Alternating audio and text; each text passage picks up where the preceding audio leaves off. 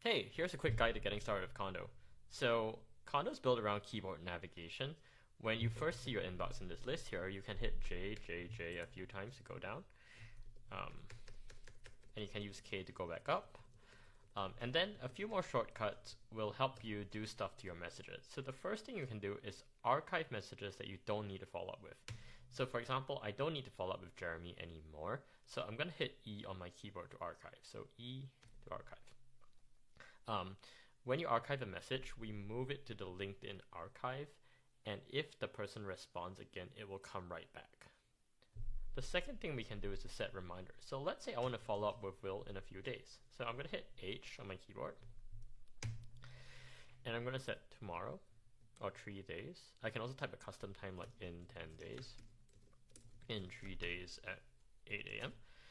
Right? And it will set a reminder, archive the message, and this message will come right back to the top of my inbox in 3 days. So you can set reminders for things that you don't need to follow up with now, but want to remind yourself to come back to later. The third thing you can do to messages is hit L to label them. So I'm going to label Jessica as a customer, and she's going to disappear from this inbox and move to this separate box called customer. Every tab you make makes a new inbox on the side. So for example, Kiran is a lead, and now I have an inbox of leads, inbox of customers. These are inboxes too, so I can set a reminder on Jessica, and she will go away and come back to this inbox tomorrow. So as you can see, Kondo is built around this idea of getting messages out of your inbox. You can either archive, set reminders, or label messages to empty this inbox every day.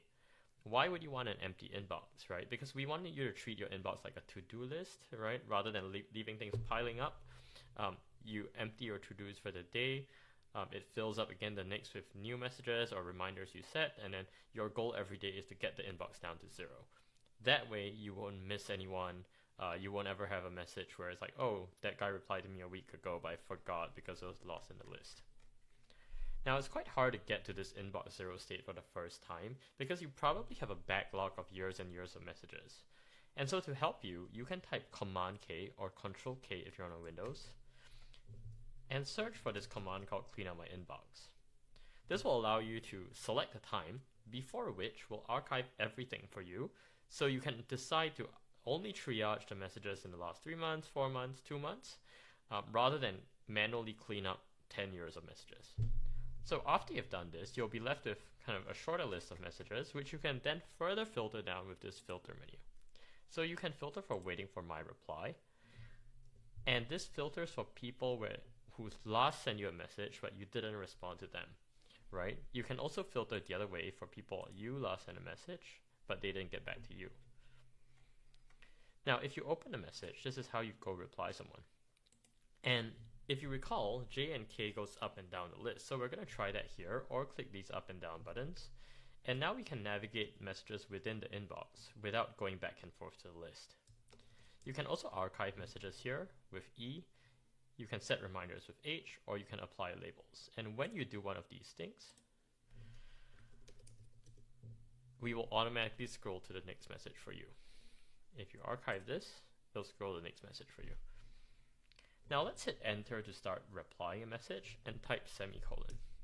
This pulls up a snippet list, and let's say I want to send my calendar to Santosh. I'm going to type CAL, and it will fill the box with this snippet.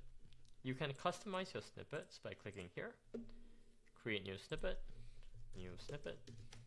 right? And then you can populate also fields like first name by typing semicolon and say, hey, this is a snippet, right? And then if you create this and you go to any message, you can type semicolon snippet and it will fill this template for you. You can also send voice notes in Kondo by recording them here. And you can also use shortcuts like this to bring up emojis. So now you can go through your messages one by one, archive, label, or set reminders, and use snippets to type faster.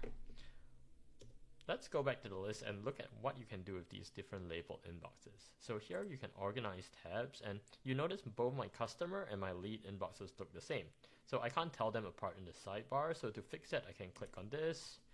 I can pick custom emojis for my different inboxes. I can change the color.